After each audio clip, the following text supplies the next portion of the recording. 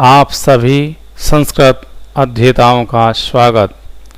आज हम अध्ययन करेंगे एमए फाइनल संस्कृत साहित्य का पेपर तृतीय, जो कि गद्य पद्य चंपू है।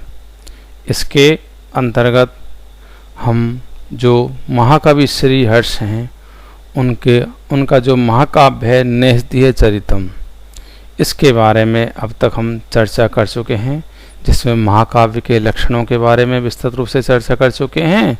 इसके अलावा जो महाकवि हैं श्री हर्ष, उनका जो जीवन वृत्त है, उनकी रचनाएं हैं, उनका समय है, इस पर भी हम चर्चा कर चुके हैं। आज हम जो नेहदीय चरितम की कथा वस्तु है, इस पर हम चर्चा करेंगे। तो देखिए, नेहदीय चरितम की कथा वस्तु। तो जो नेहदीय चरितम महाकाव्य है, ये 22 सर्गों का एक विशाल काव्य है। इसमें नल और दमयंती की प्रेम कथा का उदार वर्णन है, जिसमें नल और दमयंती के पूर्व अनुराग से लेकर विवाह तक का वर्णन है। इनकी हमने देख चुके हैं कि जो श्री हर्ष हैं, महाकवि श्री हर्ष, इनकी 10 रचनाएं का उल्लेख मिलता है। उसमें से नेहदीय चरितम महाकाव्य है। तो ये महाकाव्य 22 सर्गों का है। इनके इस महाकाव्य में जो प्रत्येक सर्ग में 100 से अधिक श्लोक हैं। केवल 13वें सर्ग में 56 तथा 19वें सर्ग में 67 श्लोक हैं।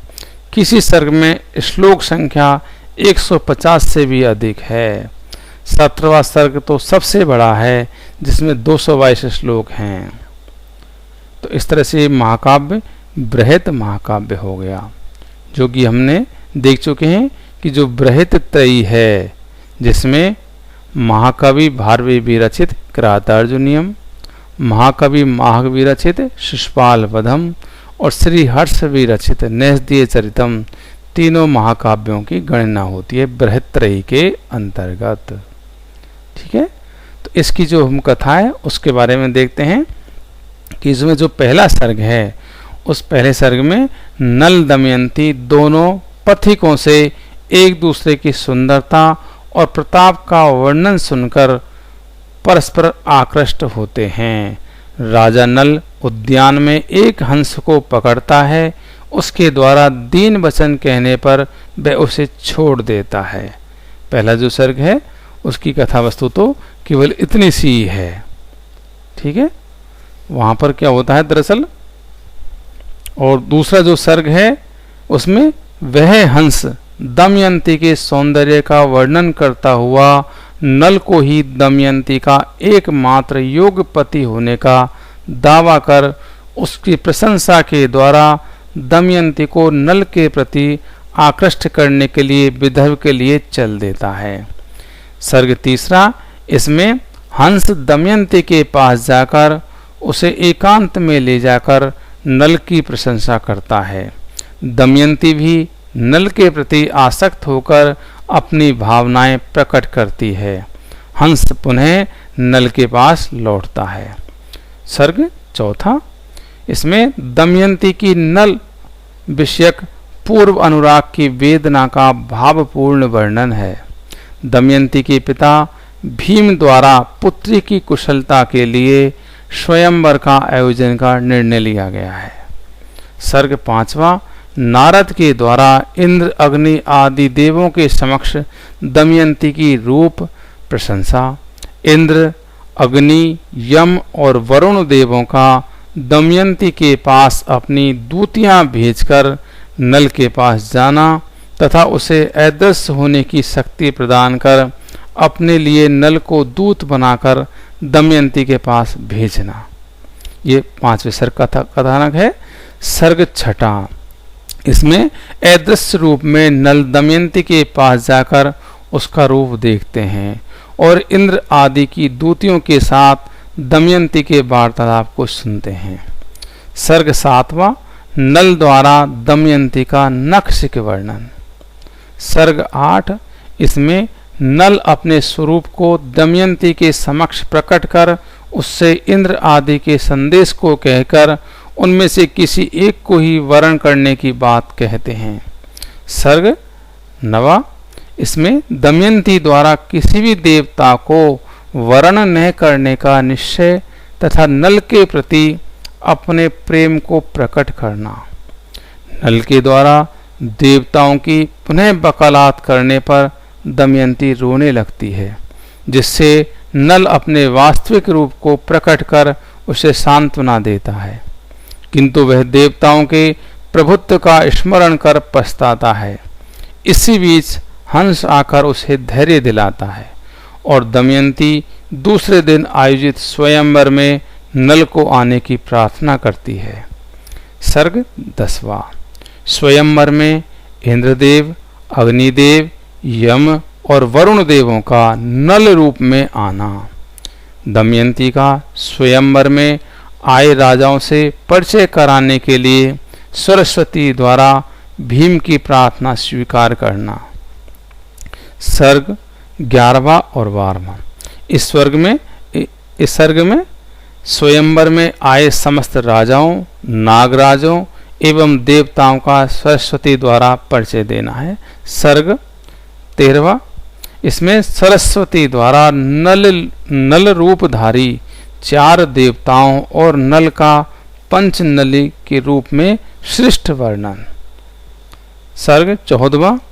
देव स्तुति से प्रसन्न देवताओं की कृपा से दमयंती नल को पहचान कर उनके गले में माला डालकर उसका वरण करती है।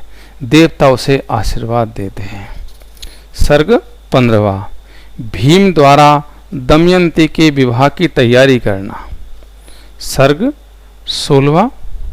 नल दमयंती का विवाह, बारात की जौनार वर्णन एवं 6 दिन रुककर नल का अपनी राजधानी पहुंचना। सर्ग 17। देवों का स्वयंवर से लौटते समय कली से मिलना। कली के द्वारा चारवाक सिद्धांत का विस्तृत विवरण, देवों द्वारा चारवाक सिद्धांत का खंडन। क्रुद्ध कली द्वारा नल को राज्युत एवं दमयंती से वियुक्त करने का श्राप देना। सर्ग 19। इसमें नल दमयंती का प्रथम मिलन एवं काम क्रीड़ा का वर्णन है। सर्ग 19 से लेकर 22 तक इसमें नल दमयंती की दिनचर्या, देव स्तुति, चंद्रोदय, सूर्योदय, नल दमयंती का विलास वर्णन एवं कविवृत्त वर्णन ये इसमें नैस्धीय चरितम का स्रोत। तो देखिए, नैस्धीय चरितम का कथानक महाभारत के नलोपाख्यान पर आधारित है, किंतु महाभारत में वर्णित नल दमयंती कथा का अति अल्प अंश ही इस महाकाव्य में कवि ने अपनाया है। काव्य की समाप्ति नल दमयंती के विवाह के पश्चात उनकी प्रणय क्रीड़ा वर्णन से हो जाती है। यही कारण है कि अनेक विद्वान नैषध को अपूर्ण ही मानते हैं। उनके अनुसार या तो 22 सर्ग के बाद का इसका अंश लुप्त हो गया है या फिर कवि से पूरा ही नहीं कर पाया था। किंतु इस विवाद में अधिक उलझने की अपेक्षा उपलब्ध 22 सर्गात्मक काव्य के परिशीलन से ही काव्य आनंद की प्राप्ति अधिक श्रेयस्कर है। फिर भी इस विषय में प्रतिवादी विद्वानों के मतों को, उनके जो मत हैं उनकी सम्यक समीक्षा के बाद नैषध परिशीलन नामक अपने ग्रंथ में डॉक्टर चंडिका प्रसाद शुक्ल ने इसकी पूर्णता के विषय में जो निष्कर्ष निकाला है वह पर्याप्त संतोषजनक है। तदनुसार नैषध के 22वें सर्ग के अंतिम श्लोक में भावी कथा का कोई संकेत नहीं है, जबकि महाकाव्य के सर्गांत श्लोकों में अग्रिम सर्ग की कथा का संकेत होता है। अतः महाकाव्य 22वें सर्ग के बाद ही समाप्त हो जाता है। अगला कि अंतिम श्लोक में मंगलात्मक श्री शब्द का प्रयोग पूर्णता का द्योतक है।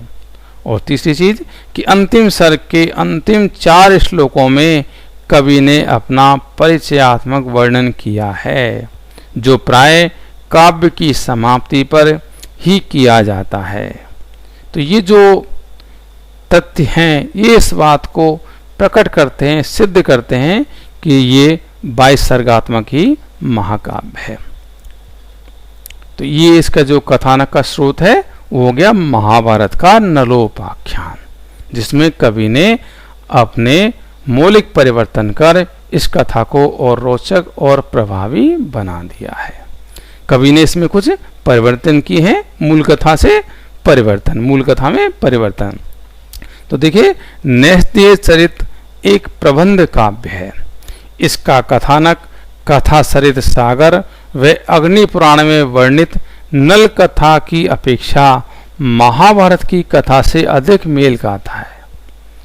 फिर भी कवि ने कथा में पर्याप्त मौलिकता और नवीनता का समावेश किया है, जो एक प्रबंध काव्य के लिए अपेक्षित भी होता है, क्योंकि इतिहास सत्य घटना का सीधा प्रस्तुतिकरण है, जबकि काव्य किसी घटना को सहज, आस्वाद, मनोरंजक और मधुर बनाकर पाठक का मनोरंजन व ज्ञानवर्धन करने का माध्यम है।